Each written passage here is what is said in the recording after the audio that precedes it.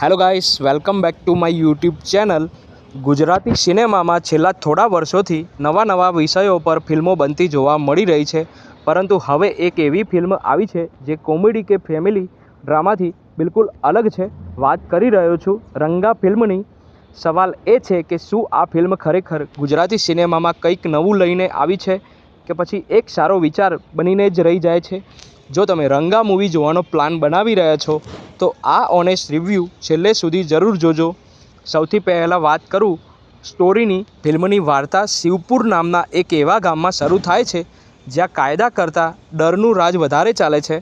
અહીં રહે છે રંગા, એક ખુખાર ડાકુ જે ફક્ત લોકો માટે જ નહીં પરંતુ પોતાની જ માનસિક સ્થિતિ માટે પણ એક રહસ્ય બની જાય છે. ફિલ્મમાં રસપ્રદ બાબત એ છે ભીમા નામની વિશાળ ઢીંગલી જેને રંગા જીવતી હોવાનો ભ્રમ માને છે. આ ભ્રમ જ ફિલ્મને સામાન્ય ક્રાઇમ ડ્રામાથી અલગ બનાવીને એક સાયકોલોજીકલ થ્રિલરનો અહેસાસ કરાવે છે. ત્યારબાદ એક નિર્ભય ઓફિસરની એન્ટ્રી થાય છે અને શરૂ થાય છે સત્ય, ભય અને માનસિક સંઘર્ષ વચ્ચેની રમત. આ ફિલ્મ ફક્ત ગુનેગારને પકડવાની વાત નથી કરતી પરંતુ માણસના મનમાં છુપાયેલા અંધકારને પણ સમજવાનો પ્રયાસ કરે છે. હવે વાત કરીએ એક્ટિંગની. મેહુલ દેસાઈએ રંગાના પાત્રમાં ખૂબ જ પ્રભાવશાળી કામ કર્યું છે. તેમના ચહેરાના હાવભાવ, બોડી લેંગ્વેજ અને સ્ક્રીન પ્રેઝન્સ પાત્રને જીવંત બનાવે છે. ખાસ કરીને જ્યાં રંગા પોતાના ભ્રમ સાથે સંઘર્ષ કરે છે ત્યાં તેમનું પરફોર્મન્સ ફિલ્મની સૌથી મોટી તાકાત બની જાય છે. ગૌરાંગ આનંદ પોલીસ ઓફિસરના રોલમાં શાંત, ગંભીર અને વિશ્વાસપાત્ર લાગે છે. તેમની અને રંગા વચ્ચેના ટકરાવના દ્રશ્યો ફિલ્મમાં સારો ટેન્શન ઊભું કરે છે.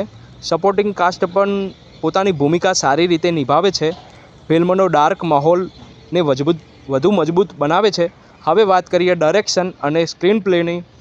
ડિરેક્ટર શ્રીકાંત ચૌધરીએ ગુજરાતી સિનેમામાં કંઈક અલગ કરવાનો પ્રયત્ન કર્યો છે અને એ પ્રયત્ન સ્પષ્ટ દેખાય છે. ફિલ્મનું ડાર્ક વાતાવરણ, સસ્પેન્સ અને માનસિક સંઘર્ષ તેને સામાન્ય ગુજરાતી ફિલ્મોથી અલગ ઓળખ આપે છે. જોકે સ્ક્રીન પ્લે કેટલીક જગ્યાએ થોડું ધીમું લાગે છે અને કેટલાક સીન વધુ ટાઈટ હોઈ શકતા હતા. જો એડિટિંગમાં થોડી વધુ કસાવટ હોત તો ફિલ્મનો ઇમ્પેક્ટ વધુ મજબૂત બની શક્યો હોત.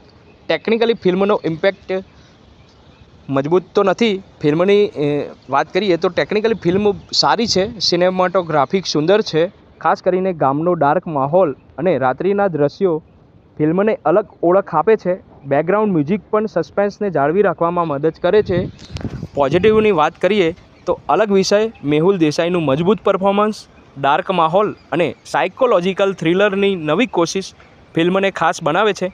નેગેટિવમાં વાત કરીએ ધીમી પેસિંગ અને કેટલાક ભાગોમાં સ્ક્રીન પ્લે વધુ કસાયેલો હોઈ શક્યો હોત. ફાઇનલ વર્ડિકની વાત કરું, જો તમે હંમેશાની કોમેડી કે ફેમિલી ગુજરાતી ફિલ્મોથી અલગ કોઈ જોવા માગો છો તો રંગા તમને એક નવો અનુભવ આપી શકે છે. આ ફિલ્મ દરેક માટે નથી. જો તમે સાયકોલોજીકલ ક્રાઇમ થ્રિલર ફિલ્મ ગમે છે તેમના માટે આ એક રસપ્રદ પસંદગી બની શકે છે. મારા તરફથી રંગા મૂવીને મળે છે 3.5 સ્ટારમાંથી. જો તમે આ ફિલ્મ જોઈ હોય તો કોમેન્ટમાં જરૂર જણાવજો કે તમને આ ફિલ્મ કેવી લાગી અને તમારું રેટિંગ જરૂર આપજો. જો આ ઓનેસ્ટ રિવ્યૂ ગમ્યો હોય તો વિડીયોને લાઇક કરો, શેર કરો અને ગુજરાતી સિનેમાના આવા જ ન્યૂ અપડેટ ઓનેસ્ટ રિવ્યૂ જોવા માટે ફિલ્મી હાર્દિક ચેનલને સબસ્ક્રાઈબ કરવાનું ભૂલતા નહીં. અને ધન્યવાદ, તમે આ મારા વિડીયો જોઈ રહ્યા છો. હવે મળીએ નવા વિડીયોમાં. ત્યાં સુધી જય શ્રી કૃષ્ણ, જય દ્વારિકાધીશ.